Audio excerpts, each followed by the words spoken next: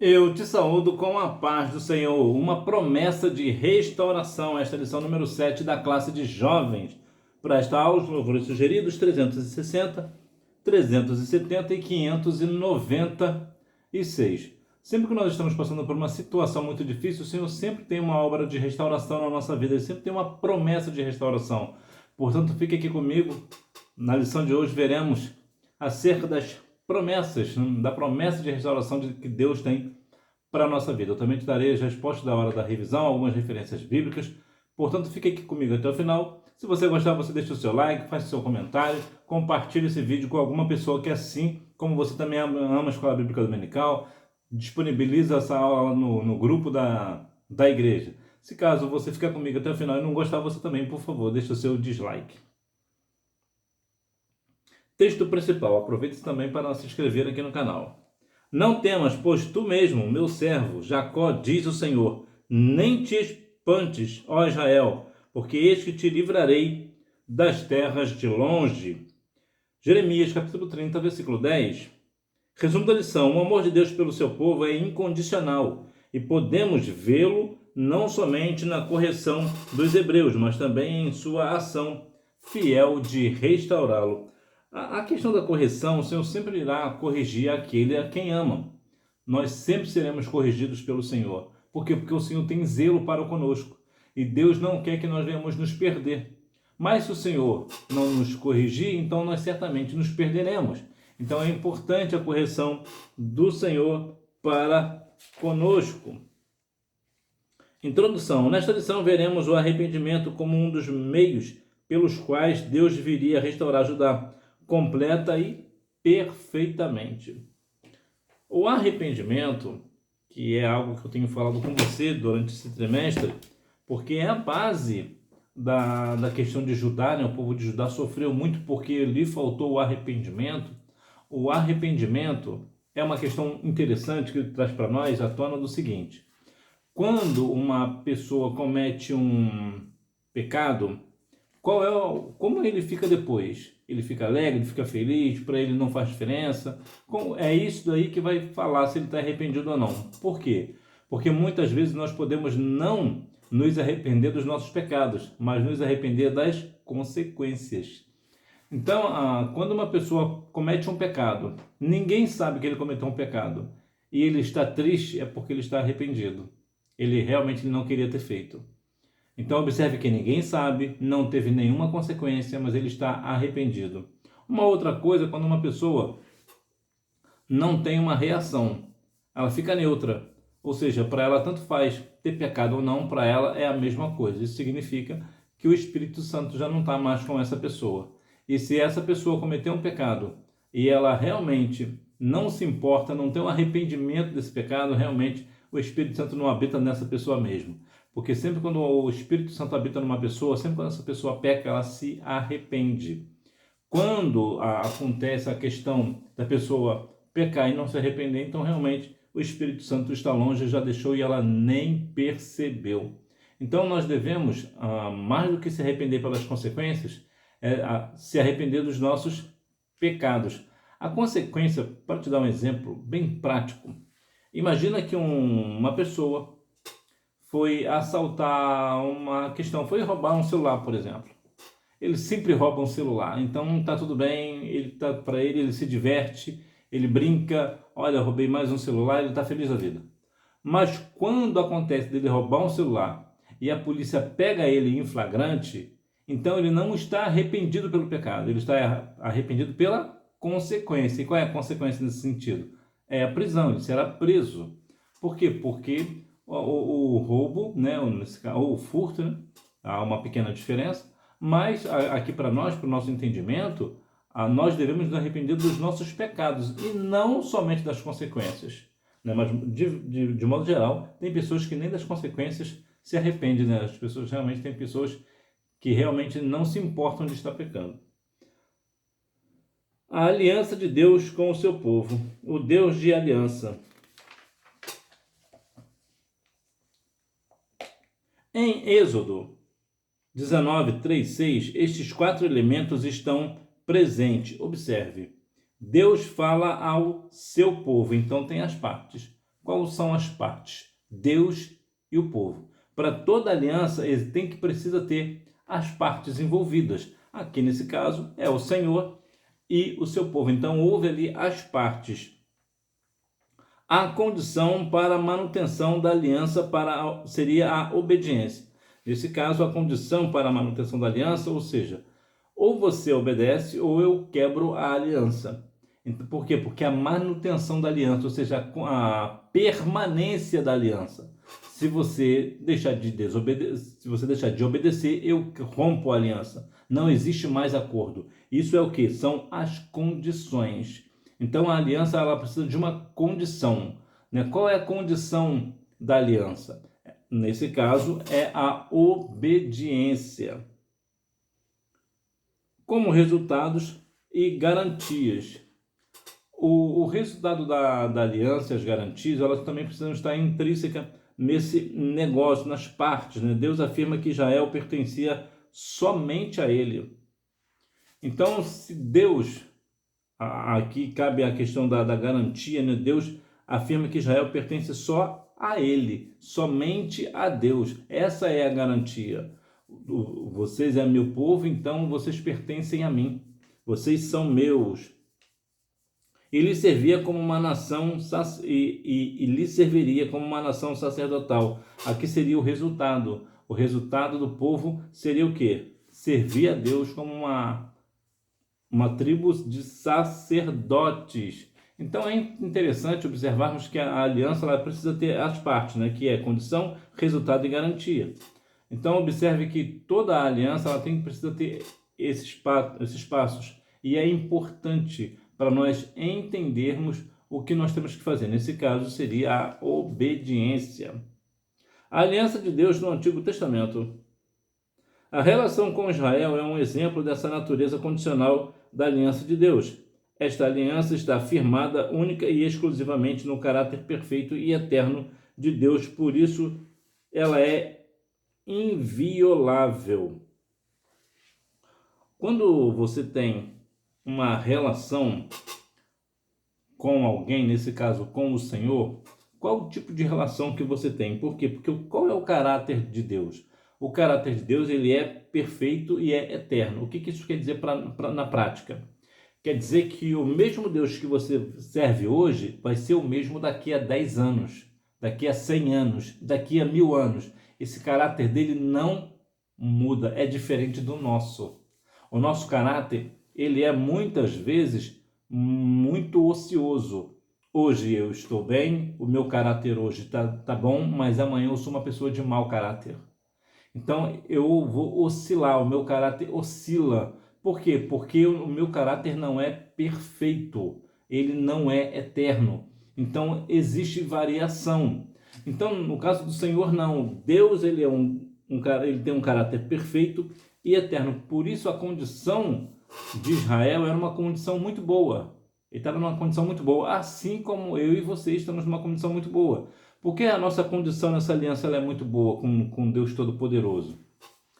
Porque o caráter dele é imutável, não tem sombra de variação. O mesmo Deus que firmou uma aliança com você, ele vai cumprir. Ele não pode negar a si mesmo. Então nota que nós estamos numa situação muito confortável. Deus deu seu único filho na cruz do Calvário por nós, então independentemente do tempo que passar, essa promessa não será rompida. Então nós cremos no Senhor Jesus e seremos salvos. Por quê? Porque é uma aliança que Deus tem com o seu povo. Então é importante observarmos que a aliança de Deus é algo que nós temos que levar muito a sério. Mesmo nós sendo falhos, pecadores, nós devemos ter no Senhor toda a nossa confiança, colocar no Senhor toda a nossa fé, porque certamente o Senhor nos dará vitória e Ele jamais vai romper a aliança se nós fizermos a nossa parte. A nova aliança e o profeta Jeremias. As palavras de Deus por meio de Jeremias nesta sessão levaram o povo a, no mínimo, pensar em um tempo para além de seus dias, pois o profeta falou a respeito de um tempo novo, de uma nova aliança, apontando a respeito de Jesus Cristo, a quem ele chama de renovo de justiça.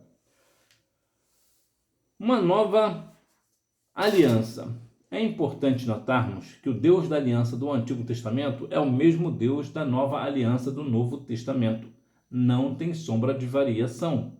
O mesmo Deus do Antigo Testamento é o mesmo do Novo. O que isso implica? Implica dizer que, embora o Senhor Jesus venha com uma nova aliança, né, que ele vem aqui chamando sobre a questão de renovo de justiça,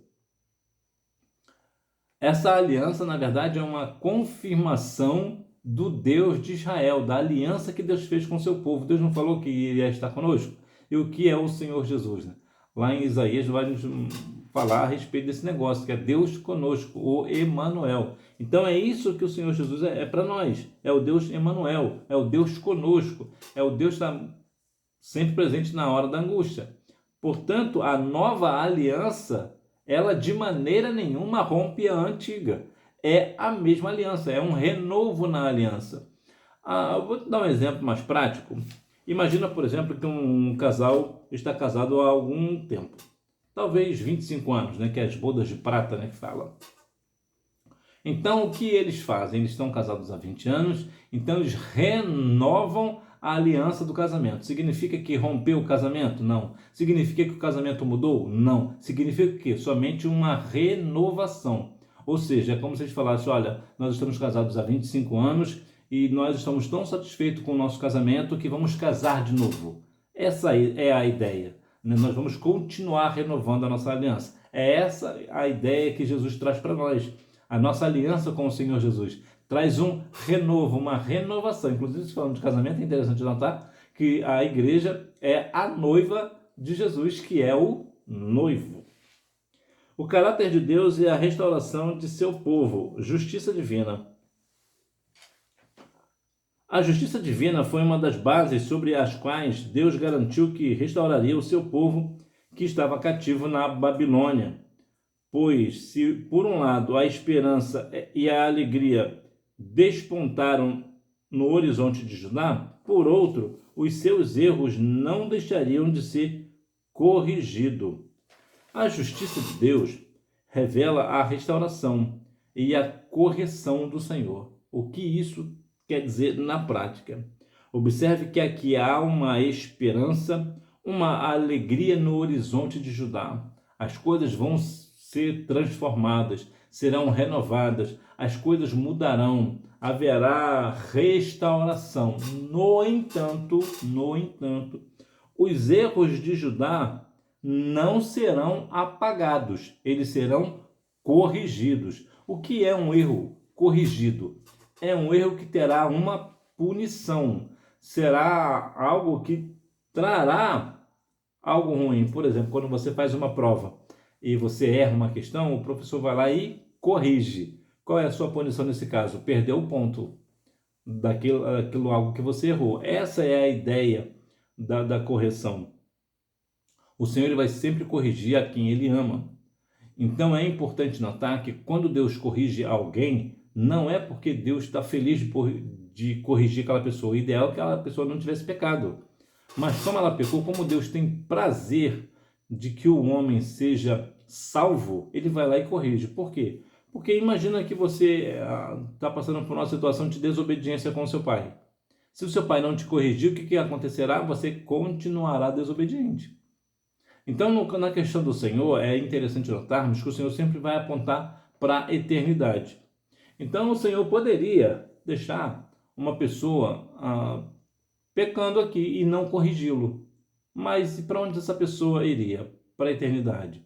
Iria para a eternidade sem o Senhor, sem a presença de Deus. Então, o que o Senhor faz? Ele corrige para evitar que essa pessoa vá para lá. O Senhor quer que todos nós sejamos salvos. Então, não pense, né, que vai ficar impune, porque não ficará. Naum, capítulo 1, versículo 3, nos diz que Deus não tem o culpado por inocente. Então, se eu pequei em algo, eu certamente vou sofrer as consequências desse algo. Deus vai me dar uma restauração, o Senhor vai me dar uma esperança, uma alegria, um renovo, mas o meu erro será corrigido. A punição eu terei que passar. Eu também terei que arcar com as consequências desse meu pecado. Por quê? Porque Deus é justo. A fidelidade divina. Ele se apresenta como pai, como o pastor que conduz o seu povo. Ele é também o resgatador, o consolador e a fonte que sacia o seu povo. O Senhor, ele é um Deus perfeito. Ele é o nosso Pai, Pai nosso que está nos céus. Ele é o nosso Pai, né? Ele é o nosso pastor, né? O Senhor é o meu pastor e nada me faltará. Na verdade, é interessante notarmos que esse versículo, o correto dizer é: o Senhor é meu pastor e ele não me faltará. Quem não vai me faltar? O Senhor. Por quê? Porque quando nós falamos que o Senhor é meu pastor e nada nos faltará, dá a entender que não vai faltar nada, mas sempre está faltando algo para o cristão, né? Uma porta de emprego, um casamento estabilizado, um carro para sair para passear, está sempre faltando algo na despensa, está sempre faltando algo para nós. Então, falar que o Senhor é meu pastor e nada nos faltará, isso é errado. O correto é dizer: o Senhor é meu pastor e ele não me faltará. O que isso quer dizer? Quer dizer, como diz lá em Abacuque 3,17: ainda que a figueira não floresça, eu exultarei no Deus da minha salvação. Ou seja, eu posso até passar mais necessidade. Filipenses 4,12. Observe que o apóstolo Paulo ali fala a respeito de que eu sei ter muito e sei ter pouco. Ou seja, o cristão ele pode sim padecer uma necessidade ou muitas necessidades, mas o que não pode faltar é a presença do Senhor. É isso que não pode e não deve faltar na nossa vida. Independente se a minha despensa está cheia ou se está vazia, eu preciso que o Senhor seja o meu Senhor, né? Ele seja o meu pastor. Independente das circunstâncias da porta de emprego, do casamento, dos filhos, independente de todas as circunstâncias, o importante é que o Senhor ele é o meu pastor e ele não me faltará, a sua presença não me faltará. Veja, por exemplo, a vida de Jó. Faltou muitas coisas para Jó. Perdeu seus filhos, perdeu sua fortuna, mas o Senhor continuou sendo o seu pastor. Ele não titubeou, ele não blasfemou contra Deus, apesar das circunstâncias adversas e extremamente dolorosas. A ponto até de muitas pessoas pensarem que o livro de Jó, né, foi uma invenção, que Jó nunca existiu. Para você ter uma ideia, por que isso? Porque as pessoas acreditam que nenhum homem do mundo é capaz de suportar tamanha dor assim como Jó suportou. Mas a verdade é, sim, Jó existiu de fato. Inclusive, Jó foi a pessoa que mais sofreu na Bíblia depois de Jesus. Ele é também o nosso resgatador. Sim, o Senhor nos resgata do pecado, da perdição eterna. O Senhor nos tira, evita que nós venhamos ir para lá, né? Ele é o nosso consolador, o Deus sempre presente na hora da angústia. Salmos 46, 1. A fonte que sacia o seu povo. É a fonte das águas, né? É a água, na verdade, que Jesus é a fonte da água, né? A água da vida, né? Lembra quando ele fala lá quando estava com uma mulher lá: eu te peço água, mas eu tenho a água que jorra para toda a eternidade, né? Vida abundante, água abundante. Então observe que sim, o Senhor ele sacia a nossa sede. Então, portanto, a fidelidade do Senhor ela é extrema para com o seu povo. Amor divino. Deus demonstrou o seu eterno e perfeito amor por Judá, mesmo enquanto estava os disciplinando. Primeiro, porque o seu propósito era o de corrigi-los. Depois, porque não deixou de renovar a certeza de sua presença, do seu cuidado e de que no tempo previsto seriam restaurados. Deus demonstrou cuidado especial com os mais fragilizados e necessitados, além de ter se colocado como o pai do seu povo. Eu vou aqui me ater sobre a questão da correção, que eu tenho falado já, porque é extremamente importante que uma pessoa seja corrigida quando ela está em pecado, quando ela cometeu algo, quando ela cometeu um erro. É extremamente necessário. Para quê? Para que haja cura, para que ela verdadeiramente seja restaurada. Porque se há uma pessoa enferma, por exemplo, vamos trazer aqui uma ideia, e o médico deixar essa pessoa e dar alta para essa pessoa enferma, o que acontecerá? O quadro dela certamente piorará e provavelmente vai levar à morte. Por quê? Porque ela não foi sarada. A correção ela serve para isso, para sarar o pecador, para sarar aquela pessoa que cometeu um pecado. Ela vai ser sarada no seu coração, né? Quando ela comete um pecado, ela sabe que cometeu um pecado, então a correção faz com que ela pense, realmente eu pequei, eu mereço essa correção, porque verdadeiramente eu pequei. Então essa correção transforma a pessoa. Então a disciplina que Deus dá a alguém não é uma punição no sentido de castigar, para humilhar, mas sim é um ato de correção para a pessoa ser salva. Então é importante que nós venhamos ter isso na nossa mente, no nosso coração, porque verdade coisa triste é ser corrigido, né? Saber que fez algo e ser corrigido, ser chamado a atenção é algo muito ruim. É constrangedor em muitas situações, né? Em algumas situações chega a ser constrangedor, mas se a pessoa realmente cometeu um pecado, ela necessita ser corrigida nesse sentido.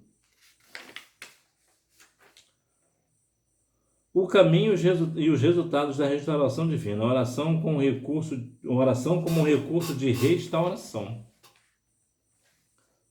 Ao renovar as promessas de restauração do seu povo, o Senhor apresentou a oração como um dos principais recursos de restauração, ou ainda como o meio pela qual a vontade de Deus é cumprida. Falar de oração, sejamos razoáveis.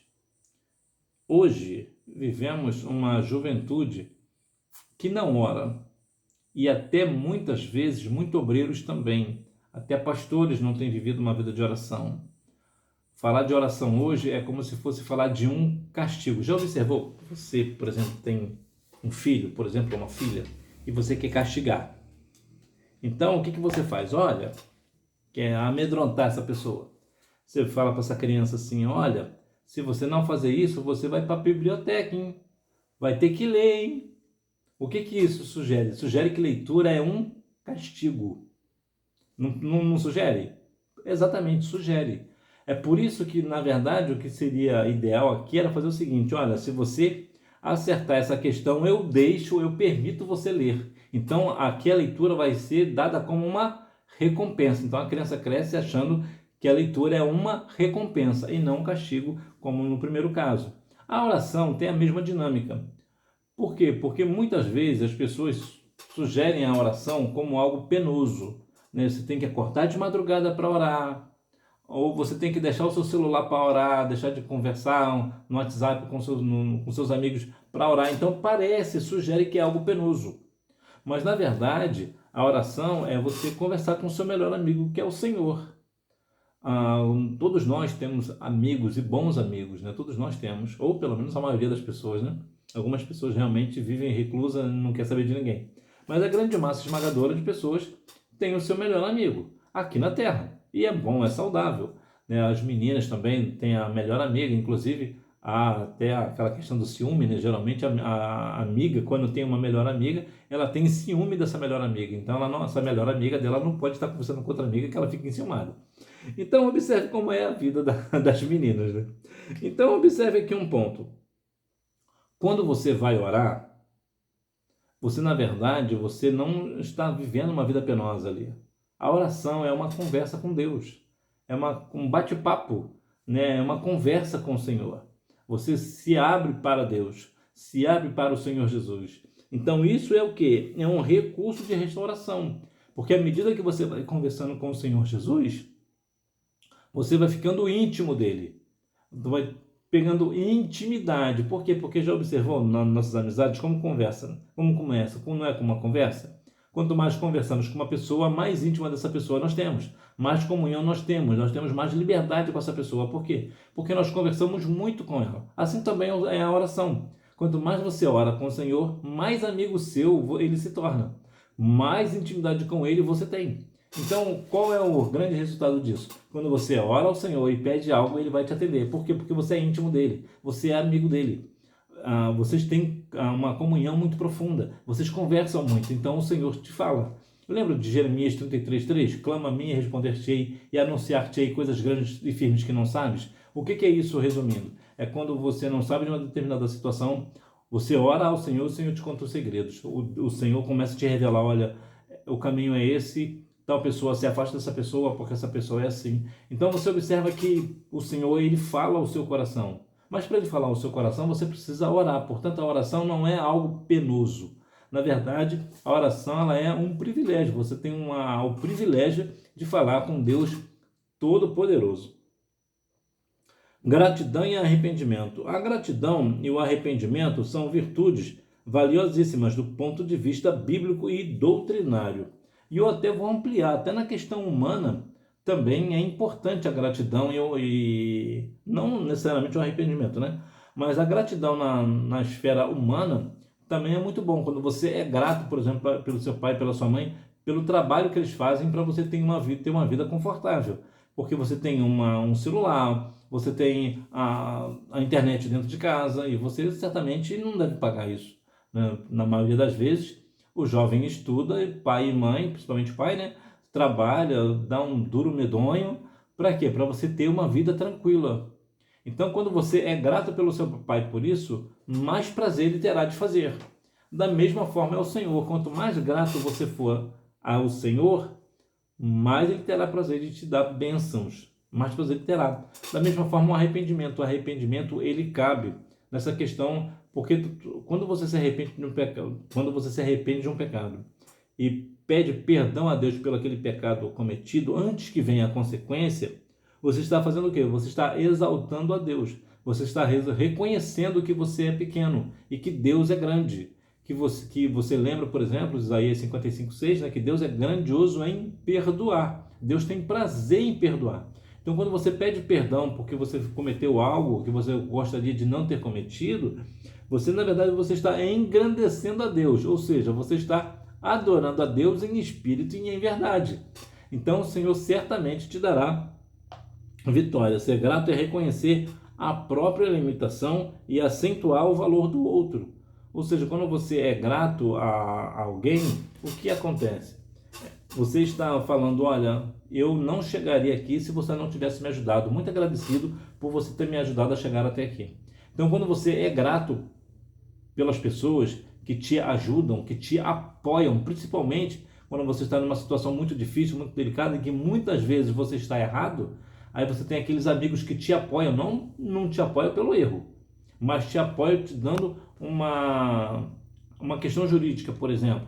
Está te dando apoio, olha, você pecou aqui, você errou aqui, mas nós vamos orar junto com você, nós vamos fazer um jejum pela sua vida. Ou seja, são pessoas que realmente estão te fortalecendo, estão te dando apoio. Então é importante que você seja grato a essas pessoas. Lembra lá daquele moço que foi colocado pelo telhado, lá na presença do Senhor Jesus?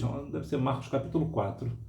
Acontece ali uma questão muito interessante, que aquele moço não tinha condição de entrar onde ele estava, mas o que aconteceu? Aconteceu que alguns amigos fizeram o quê? Colocaram ele numa esteira e fizeram o quê? Colocaram ele por cima do telhado e o Senhor curou seus pecados ali. E ali ele recebeu uma grande bênção. Essa pessoa que estava acamada certamente foi muito grato pelos 4 amigos dele. Olha a importância da amizade. Então, por quê? Porque se não fosse pela amizade dos 4, ele continuaria vivendo aquela vida acamado. Mas seus amigos olharam, viram que a casa estava cheia, repleta. Vamos fazer o seguinte, vamos colocar ele pelo telhado? Pelo telhado dá. Então, o que acontece?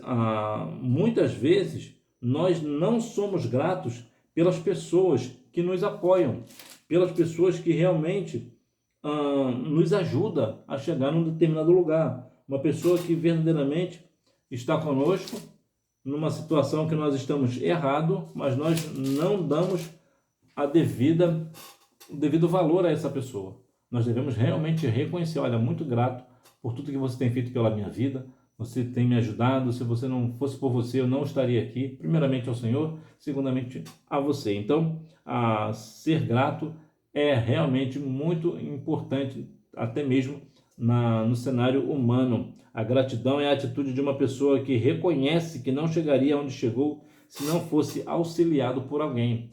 E não, você não é autossuficiente. Você sempre dependerá de alguém. Do seu pai, da sua mãe, do seu namorado, da sua namorada, enfim, de seus irmãos, sobrinhos, a um desconhecido. Você sempre será auxiliado por alguém. Você nunca chegará nos lugares sozinhos. Sempre terá a ajuda de alguém. Então, seja grato por essas pessoas. Os frutos da restauração. Os futuros gritos de alegria seriam fruto da promessa de que o povo seria liberto do cativeiro. Além da alegria exuberante, o povo seria beneficiado com a salvação, a liberdade, com o descanso e o refrigério, representado na expressão águas tranquilas e o caminho direito. O que alcançamos com a restauração? Um grito de alegria.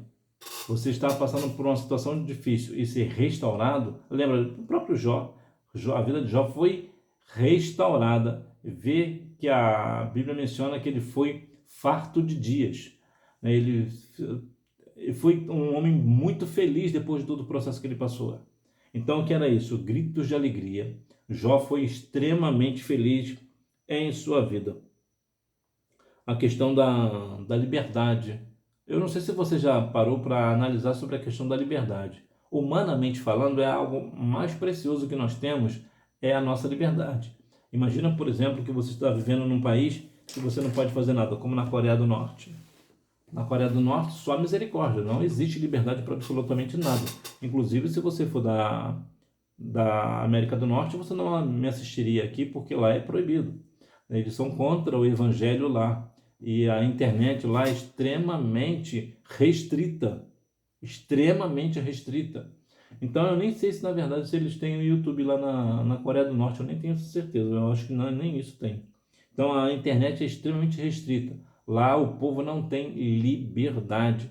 Até o corte de cabelo lá é o governo quem diz. Quem não for fazer aquele corte de cabelo sofrerá as consequências. Eles não têm liberdade. A coisa lá é muito terrível. Lá é tenebroso viver na Coreia do Norte. Então é muito possível que em alguma vez na sua vida você veja um atleta da Coreia do Norte em outro país, que ele vai representar a Coreia do Norte e ele nunca mais voltar. E as pessoas ficam, né, desesperadas. Por que essa pessoa não voltou? O mundo, né? Por que essa pessoa não voltou para o seu país de origem? É porque lá é terrível de morar. As pessoas correm da Coreia do Norte. Inclusive teve até uma questão há um tempo atrás que um homem saiu corrido da Coreia do Norte e foi para a Coreia do Sul, que ele conseguiu, no caso ali, ludibriar toda a segurança da Coreia do Norte, conseguiu correr dos agentes federais do exército, enfim, para poder chegar à Coreia do Sul. E isso é extremamente raro, alguém conseguiu fazer isso, e ele conseguiu. Então observe que a Coreia do Norte é um país tão terrível que as pessoas arriscam as suas vidas para poder ter liberdade. Então a liberdade ela é extremamente importante e você tem a liberdade. Você, de um modo geral, você come o que você quer, você dorme a hora que você quer, você vai para a escola bíblica dominical com a roupa que você quiser, você, de um modo geral, você assiste o que você quiser na internet, na televisão. Então você tem liberdade. Então isso é um ponto também da restauração, a liberdade. Olha que a Bíblia menciona lá em João 6 sobre liberdade, né? 32 e 36 de João 6, né? Que se o Filho do Homem vos libertar, verdadeiramente sereis livres. Então observe que essa questão de liberdade ela é extremamente importante, né? A questão da salvação, né? E vemos, por exemplo, como o descanso e o refrigério. O descanso, de modo geral, você trabalha a semana toda ou estuda, né? Dependendo aí da tua idade. Então você fica com o corpo cansado, então você tem um descanso, né? O refrigério, você, no sentido mais humano da palavra, imagina que você está num lugar igual Cuiabá, né? No Mato Grosso, né? Que na verdade é Cuiabrasa, né? É quente que só misericórdia.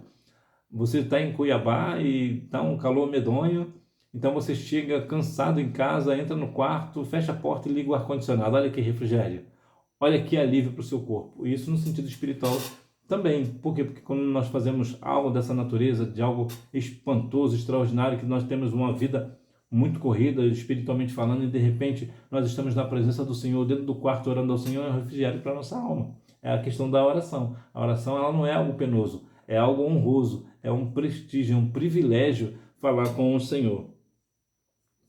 Então, vemos que verdadeiramente é assim que nós temos que viver a nossa vida, né? Com frutos da restauração. Conclusão.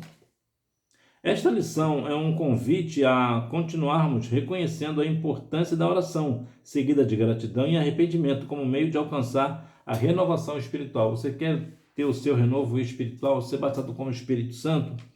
Viva uma vida de oração. Seja grato ao Senhor por todas as coisas que Ele tem feito pela sua vida. Então, tenha arrependimento dos seus pecados. Assim a sua vida será renovada na presença do Senhor. E é importante termos uma vida renovada, porque muitas vezes nós ficamos numa situação tão difícil que pensamos, será que o Senhor ainda é comigo? Será que o Espírito Santo não já saiu de mim? Eu nem percebi ainda? Não, o Senhor está contigo. Mas falta a oração, viver uma vida de oração, né? Ter uma intimidade com o Senhor, ter uma vida de gratidão a Deus por tudo aquilo que Ele fez, e em especial em ter dado o seu Filho Jesus na cruz do Calvário pela sua vida. Então observe que há um arrependimento quando você peca, então isso vai restaurar a sua alma, o seu coração, os seus pensamentos, a sua fé, e você será verdadeiramente, mais uma vez, uma nova criatura, você será uma pessoa que irá viver na plenitude do Espírito. Hora da revisão. Número 1. De acordo com o dicionário bíblico Wycliffe, aliança é um acordo entre duas ou mais pessoas, em que 4 elementos são presentes. Ou melhor, que 4 elementos estão presentes. Partes, condições, resultados e garantias. Número 2. A aliança de Deus com o seu povo é sustentada pela sua fidelidade, e a sua misericórdia é prometida aos que guardam esta aliança. Número 3. Na aliança condicional, como o próprio termo designa, as promessas divinas estão condicionadas à obediência humana aos seus preceitos.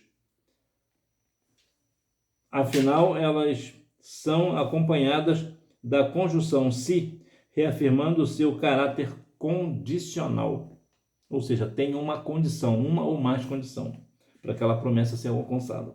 Número 4, a Bíblia apresenta Deus e a sua justiça como eternos. Número 5, a restauração de Judá, portanto, foi fundamentada no amor de Deus, à semelhança de sua justiça e de sua fidelidade. Então, nós temos aqui o amor de Deus, a sua justiça e a fidelidade do nosso lado, ao nosso favor. Então, que nós venhamos verdadeiramente estar na presença do Senhor, para que as promessas de restauração da nossa vida sejam concluídas. Nós venhamos não pecar, mas se pecarmos, temos um advogado justo. Nos arrependemos dos nossos pecados, não somente se formos descobertos, né, na consequência do pecado, mas principalmente, mesmo quando nós cometemos um pecado que ninguém está vendo, nós sabemos que Deus está, mas ninguém mais viu, não há uma consequência, mas mesmo assim nós nos arrependemos porque pecamos contra Deus que é santo. Que Deus nos continue abençoando a sua vida. Se você está comigo até agora, gostou da lição de hoje, deixe seu comentário, compartilhe esse vídeo lá no grupo da igreja, né? E verdadeiramente, se você não gostou, deixe o seu dislike, que também é tão importante quanto o seu like. Deus nos continue abençoando a sua vida. Fica na paz. Tchau.